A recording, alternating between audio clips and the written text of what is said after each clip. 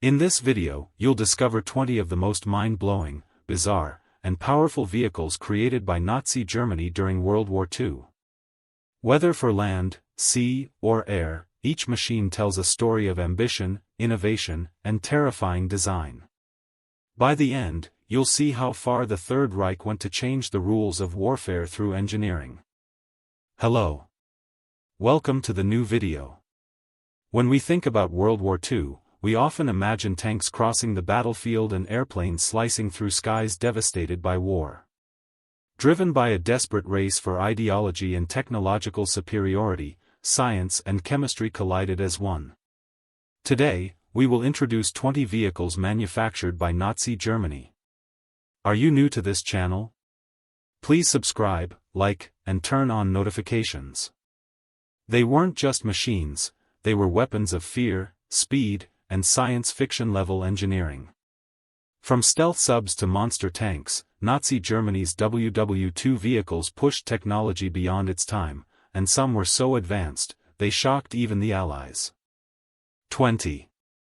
The Volkswagen Schwimmwagen, also known as Type 166, was an innovative amphibious vehicle widely used by the German army during World War II. Designed by the famous automotive engineer Ferdinand Porsche, the Schwimmwagen was based on the Volkswagen Beetle chassis and was highly versatile for headquarters operations. And practical. This vehicle was a lightweight four-wheel-drive vehicle capable of traveling in both land and water modes. Thanks to its unique hull design, it could float and propel itself in water, making it one of the most effective amphibious vehicles of the time. With more than 15,000 units produced, it remains the most mass-produced amphibious vehicle in the world. Some Schwimmwagens were deployed on the Eastern Front to help soldiers cross rivers and muddy terrain. Its compact size and surprising mobility also made it ideal for reconnaissance missions in difficult terrain. Even after the war, it maintained popularity due to its unique design and functionality. 19. One of the most impressive vehicles of the German war machine was this, known as the Tiger II or King Tiger. This heavy tank symbolized the Third Reich's technological ambitions and logistical expansion. Developed as the successor to the already fearsome Tiger, this tank was introduced in 1944 and was designed to outperform Allied tanks with its powerful firepower and virtually impenetrable armor. The Tiger II combined the thick armor of the Tiger I with the sloped design of the Soviet T-34, allowing it to deflect and absorb incoming shells. Armed with the most powerful main gun of the war, the Tiger II could destroy nearly any enemy vehicle from long range. Its frontal armor was up to 150 mm thick and was maximized for, this armor was sloped for maximum effect. It first saw combat in Normandy after D-Day and later in the Battle of the Bulge. However, the tank had several significant drawbacks. It was extremely heavy, consumed a lot of fuel, and was prone to mechanical issues. Repairs on the battlefield were difficult due to its complex systems. 18. The Henschel HS-129 was a German twin-engine ground attack aircraft specifically designed to destroy heavily armored Soviet tanks like the T-34. It was mainly deployed on the Eastern Front between 1942 and 1945. The design featured a small cockpit made of steel to protect the pilot from ground fire, but this protection resulted in poor visibility and a cramped working space. Early models lacked power due to the weak Argus 410 engines, but later B-series versions received more powerful French engines. Eventually, the HS-129 was fitted with a massive 75 mm BK 7.5 cannon, modified from the PaK-40 anti-tank gun. Due to the massive recoil and weight, only 25 aircraft could be equipped with this configuration. After a brief deployment in North Africa, it was primarily used on the Eastern Front, where anti-tank capabilities were most needed.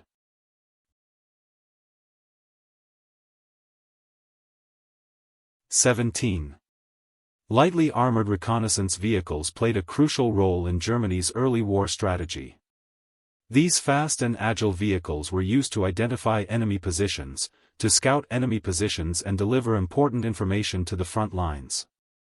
Manufactured by companies like Horch, these vehicles were deployed from the forests of Poland to the deserts of North Africa and the vast plains of the Eastern Front. The SD KFZ 222, equipped with an 8mm cannon and an open turret, was effective against infantry and light tanks. The SD KFZ 223 was fitted with a large antenna and advanced radio equipment for short-range communication. Although lightly armored and vulnerable to anti-tank weapons, they excelled in speed, flexibility, and tactical value. 16. The Focke-Wulf Triebflugel was undoubtedly one of Nazi Germany's most mechanical and futuristic aviation projects. Designed in 1944 during the desperate final stages of the war, this vertical takeoff and landing aircraft was categorized as a Wunderwaffe, or wonder weapon, meant to change the course of the conflict.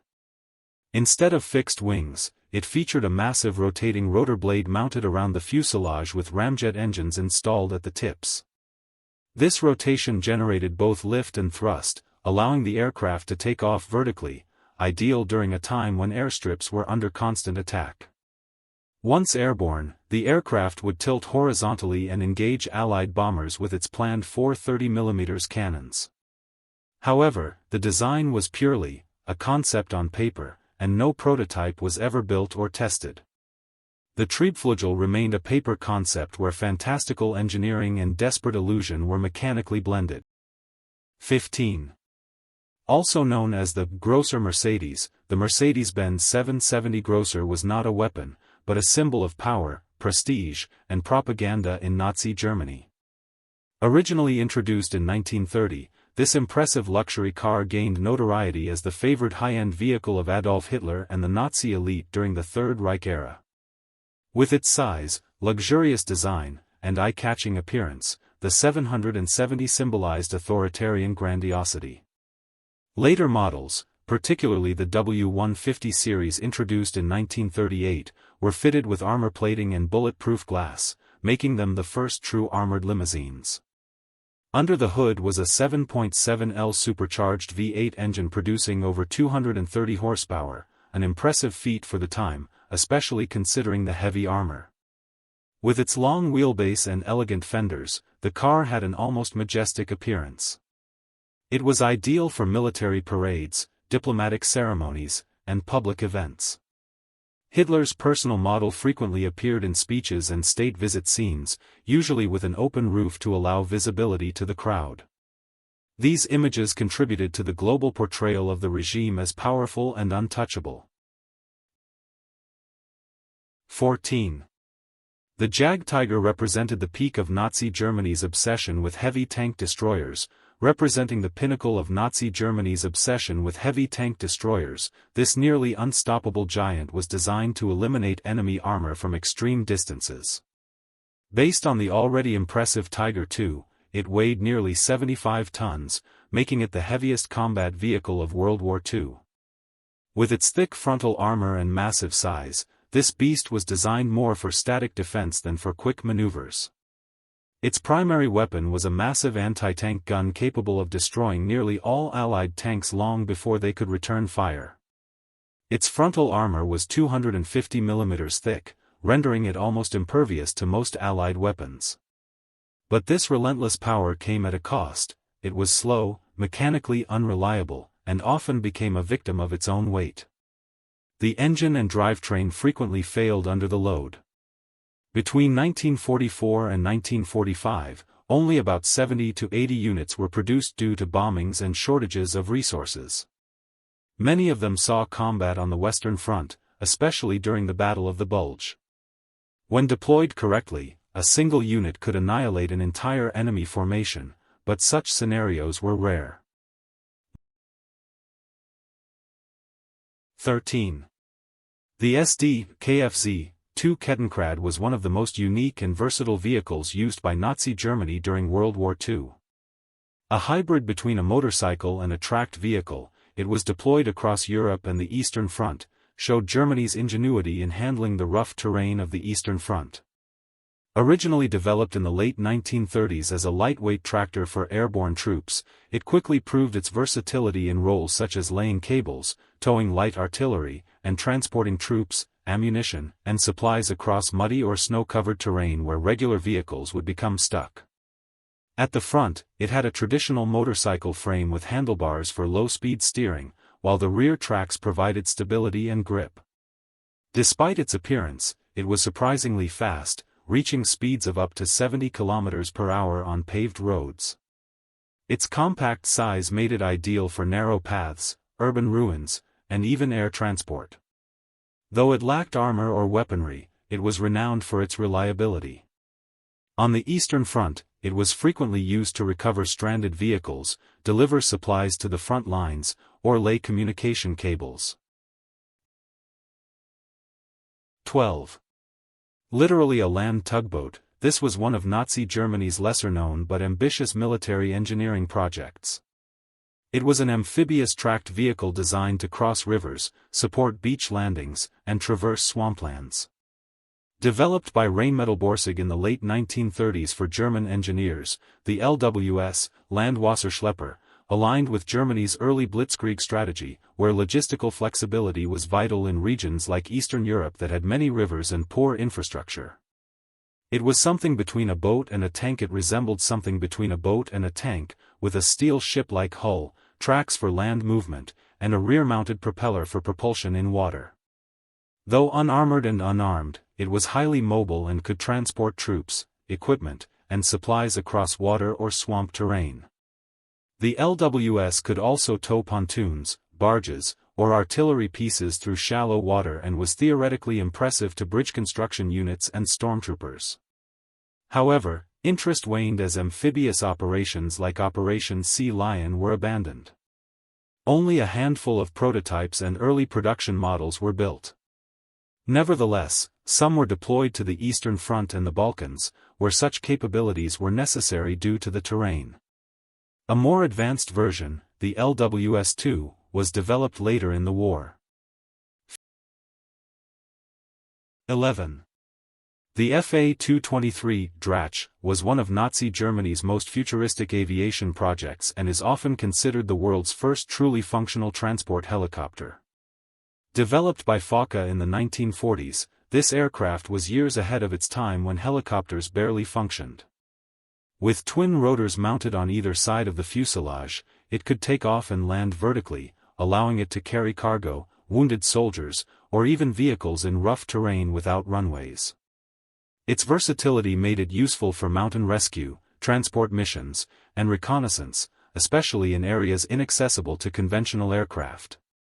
However, production was extremely limited, with only 20 units built due to Allied bombing of factories. Despite the small number, it set the standard for future helicopter development worldwide. With a top speed of 180 km per hour and a range of 700 km, this aircraft was revolutionary for its time. Had Nazi Germany had more time to further develop this technology. 10.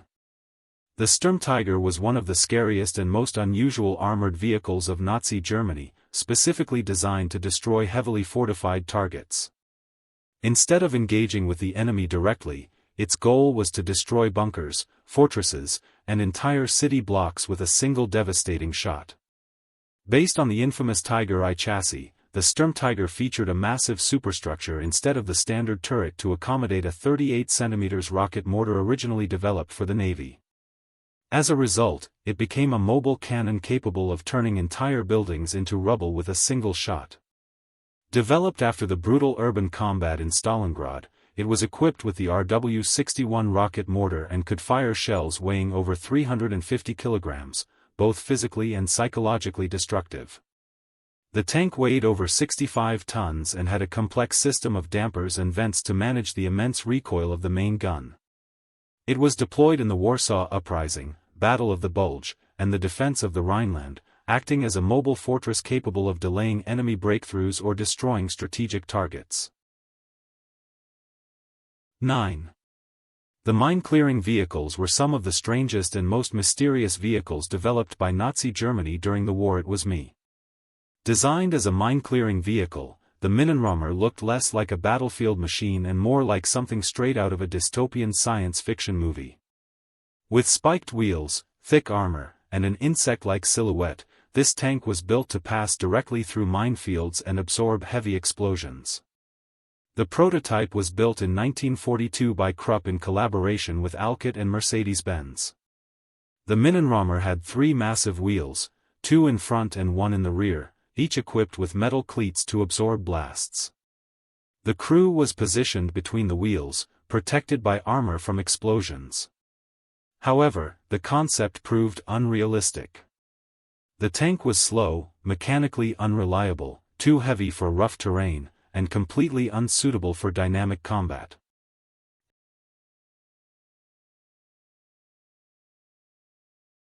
'8. The Blohm & Voss Bv-238 was the largest aircraft ever built by Nazi Germany, and had it gone into full production, it could have become the largest operational aircraft in the world. Designed by Blohm & Voss, a shipbuilding and aircraft manufacturing company headquartered in Hamburg, the Bv-238 was an ambitious project.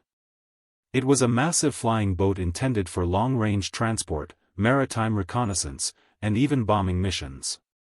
With a wingspan of over 60 meters and weighing more than 100 tons, the Bv-238 was a true giant of the skies.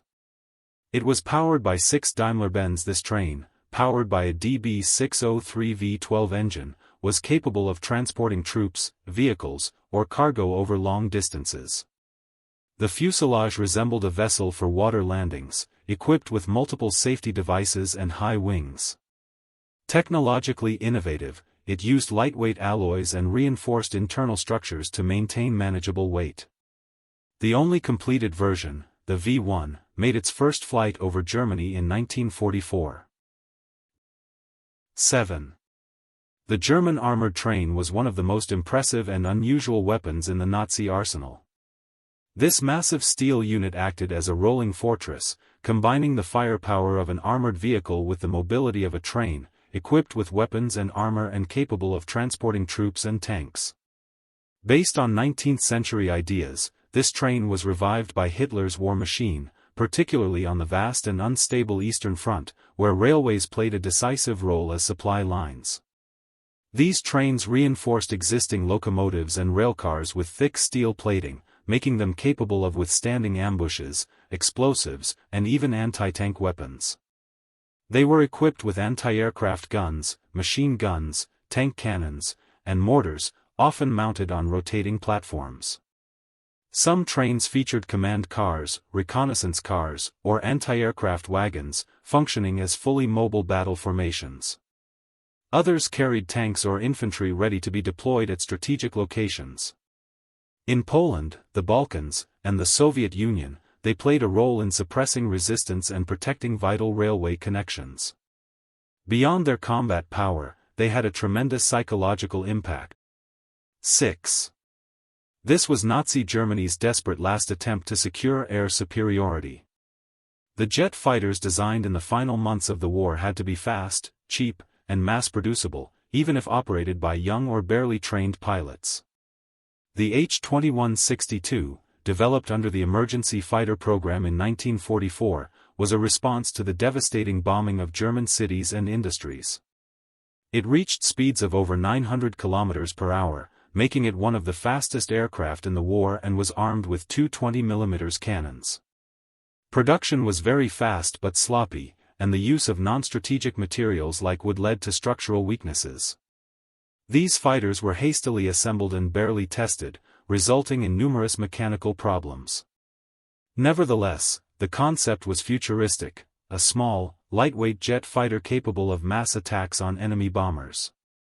Due to the fact that even members of the Hitler Youth had to fly them, they were called the People's Fighter. However, in reality, it was too late, and they were too weak to stand against the overwhelming enemy forces. 5. The U-864 was no ordinary submarine. It was a ghost ship full of secrets and quietly held the hidden ambitions of Nazi Germany. Was a witness that revealed this. This Type D2 U-boat was not equipped with torpedoes but rather with advanced technology that could change the course of the war.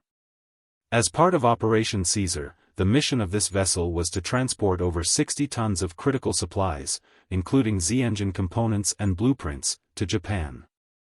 Commissioned in 1943 under the command of Korvettenkapitän Ralph Reimar Wolfram, the U-864 departed from Kiel in December 1944, sailing along a route north of Scotland, through the South Atlantic, en route to Japan. However, things quickly went wrong. Due to mechanical problems, the submarine returned to Bergen, Norway. There, British codebreakers at Bletchley Park intercepted the mission. On February 9, 1945, near the Norwegian island of Fedge, the British submarine HMS Venturer, commanded by Lieutenant Jimmy Launders, detected U-864. As the two submarines maneuvered underwater, Launders calculated a long-range shot and successfully carried out the first-ever submarine-versus-submarine attack while both were submerged. All 73 crew members were reported killed. 4. The Fi-103R Reichenberg was Nazi Germany's ruthless response to desperation, a manned version of the infamous V-1 flying bomb, designed for extremely high-risk one-way suicide missions. Based on the Fieseler Fi-103, the Reichenberg was equipped with short wings and an explosive warhead in the nose, powered by a pulsejet engine retained the signature form of a manned aircraft. The Argus 014 pulsejet emitted the same sharp wailing sound that had made the V-weapons infamous. Under the command of Otto Skorzeny, Hitler's favorite commando, a special unit composed of Luftwaffe and Hitler Youth volunteers was trained to carry out this dangerous mission. Officially, the pilots were expected to eject in time, but the chances of survival were minimal. The Reichenberg was unstable and extremely difficult to control. Test flights using glider models often failed, and even successful landings were extremely hazardous. The training process itself was so dangerous that several test pilots died during preparation. As the war progressed and Allied air superiority increased, the project was eventually cancelled entirely. 3. The Rappenschlepper Ost, or RSO, was Nazi Germany's practical answer to one of the greatest obstacles on the Eastern Front, terrain. Not a combat vehicle or a technical marvel, it was literally a rugged track tractor that kept the German Wehrmacht moving. Developed by Steyr-Daimler Puch, and first introduced after the First Winter in Russia in 1942, the RSO was designed to traverse terrain where nothing else could go. With its high ground clearance and fully enclosed cab, it could easily navigate snow, mud, and rough terrain. It towed anti-tank guns, to tow anti-tank guns, deliver supplies to isolated units, recover stranded vehicles, and in some variants, it was even armed with rocket launchers or anti-aircraft guns. Its simplicity made production relatively cheap and fast, which was extremely important in the later stages of the war.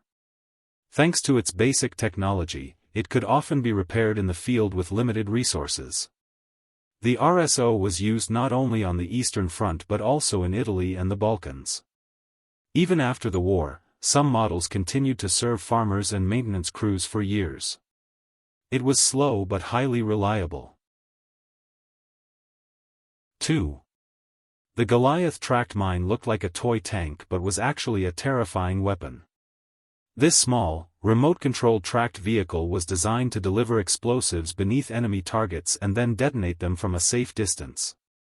Developed in the early 1940s by Borg Ward, the Goliath carried between 60 to 100 kilograms of explosives.